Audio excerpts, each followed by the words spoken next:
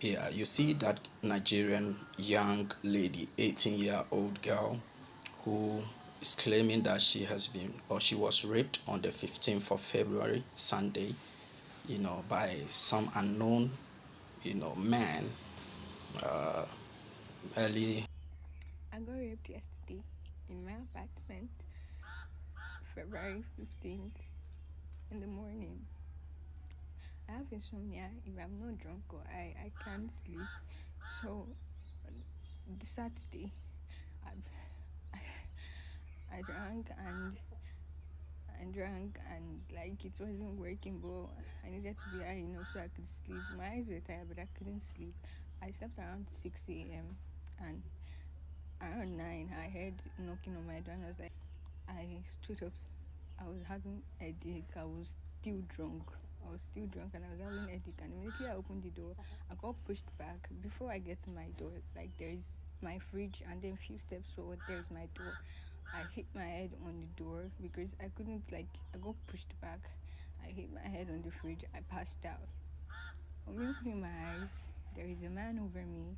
There's clothes stuffed in my mouth and tied, and I was just there, like, mumbling. Maybe somebody could hear me, but it's Sunday. But when I felt like there's been over 20 minutes and I've just been mumbling and struggling, there's nothing I could do because I don't even know this person to begin with. I just stayed there. Then later on, I, in it, I was bleeding. And I don't know why I was bleeding. I thought I got my period, but the person texted me. It turns out this person inserted a face blade into my body and cut me so I could bleed. He said he was trying to simulate him being the first person that I could sleep with. He sent me a text. I don't know how to put it up, but I'll post it after this video. I'm so sorry. I've had everything going on with me, and I'm so sorry. I can't keep up with everything. And I don't even know anymore. Like, everything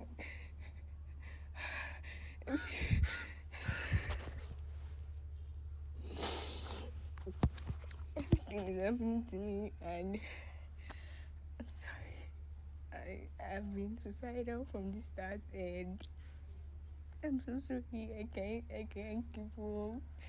I can't wait anymore. I'm sorry. Melly, I'm sorry. And to all my TikTok friends that I haven't seen, I'm so sorry. And Kuzumi, I'm still so sorry that I don't get to see you go to school and graduate, but I'm so sorry. In the early hours of that Sunday. You see this girl. The truth is, as a counselor, I have dealt with a lot of people going through issues and all these things, and I can attest and say for a fact, even though I don't know the full story, I can say for a fact that she's not being truthful. She's not being truthful. I can say for a fact that there is no rape case in this. The rape case is just a mere allegation. The girl is actually probably suffering from something. She's either on drugs, we have to check. Either she's on drugs or she's suffering from a long term trauma. It could be from family, it could be from school, it could be from work, it could be from anything. She's suffering from something. She's going through some kind of trauma.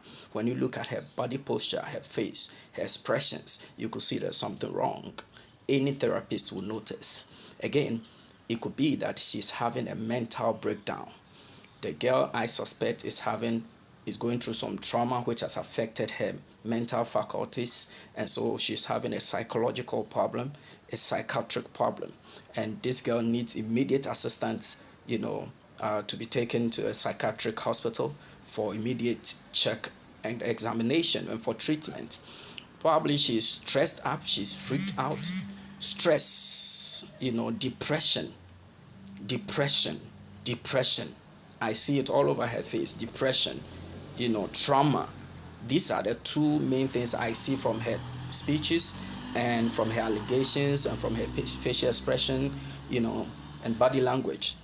that she's going through some sort of depression and some sort of trauma. And when trauma and depression are mixed together, you suffer terrible mental damage, which affects your cognition, it affects your way of thinking, and it makes you hallucinate a lot.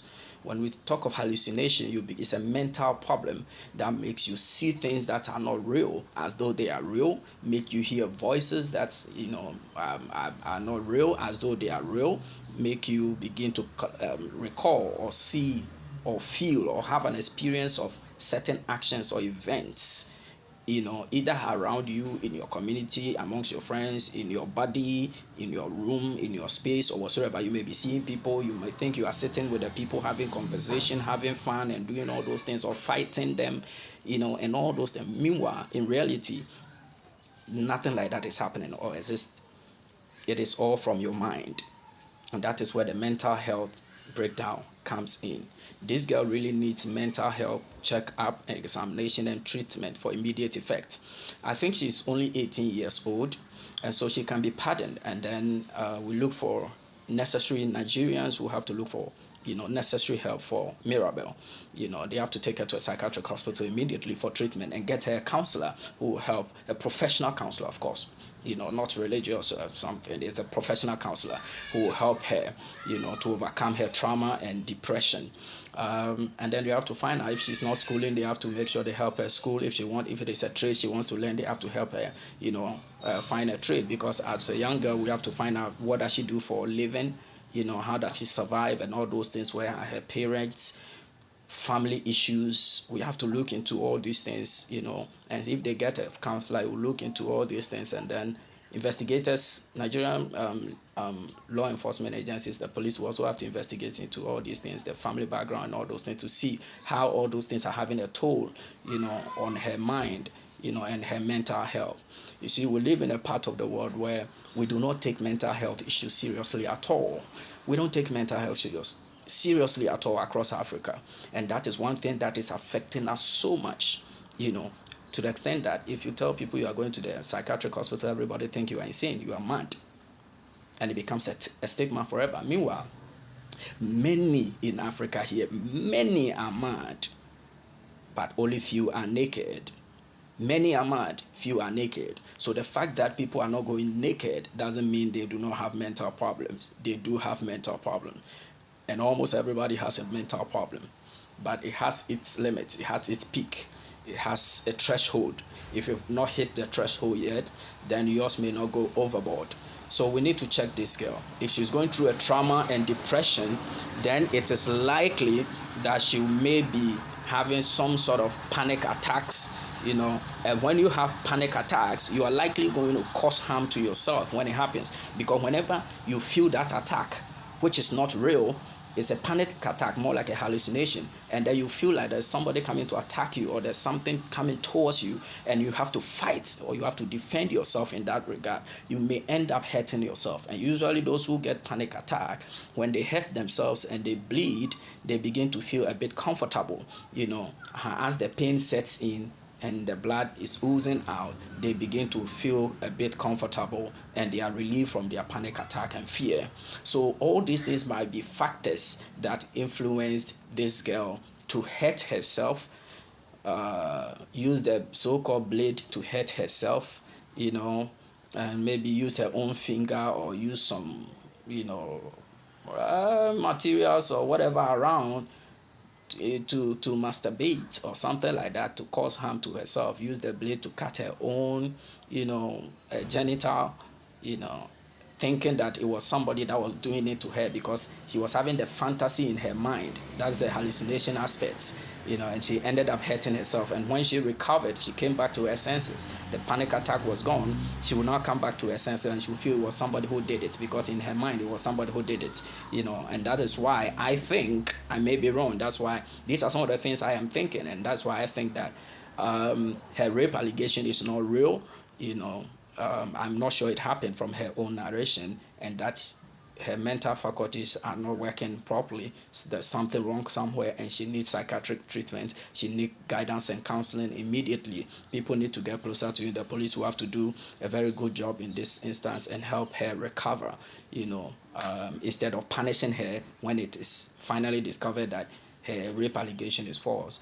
I think she instead of punishing her, she should rather be given the necessary guidance and counseling and psychiatric assistance by the Nigerian government and the NGOs around, and then make sure they reconcile her with her family if there are family issues and those stuff. And if she's into drugs, they have to make sure they put her in a rehabilitation center for her to overcome her drug use, and drug abuse. But you see, because I'm saying all this because right at the introduction of her first video of the rape allegation, she said that she's suffering from insomnia and that she is unable to sleep. So whenever she wants to sleep, she will have to take drugs, take alcohol or take drug. And sometimes when she takes it, it doesn't work on her properly. And so she will have to abuse it, overtake it, in order for it to work on her. So definitely, this girl is on drugs. She's on alcohol abuse. She's on other drugs that she couldn't mention, and all those things. She's becoming addicted to it, and they are having a serious effect on her mind and on her brain. And giving her the hallucination. Because once you are drunk, you don't even know what's going on, and she's extremely drunk, as she said it herself, and that will really affect her mental judgment. Will affect, and will trigger her panic attack. If she's having some traumas or depression, it will trigger it. So all these things are reasons why we have to look into, and her story of rape need not be believed that it was somebody who hurt her, female genital area using a blade to cut it. I believe that she did that herself, through a panic attack or something like that, or after she got so drunk or got, took so much of the drugs that she's on, she did that to herself. That's my personal opinion. I may be wrong, but that's what I feel. That's what I can deduce from her own statement. And so all these things need to be checked in and the proper help given to the girl. Yeah, Nigeria help Mirabel because she's too young to be going through this panic attack and depression and trauma and drug addiction. They need to check on all these things for her. Because even though I don't have the details, this is what I have to say about it, and that proper care will have to be given her for her to heal. The good news is that she didn't mention any particular or specific man's name as being the person who raped her. That's the only advantage, because if she had mentioned him, that person would have been in trouble, would have tarnished the person's image, and if it is later discovered that it wasn't true, the man's image would have been gone forever. My name is Counselor Dion. Follow me on YouTube, Facebook, and TikTok. Thank you.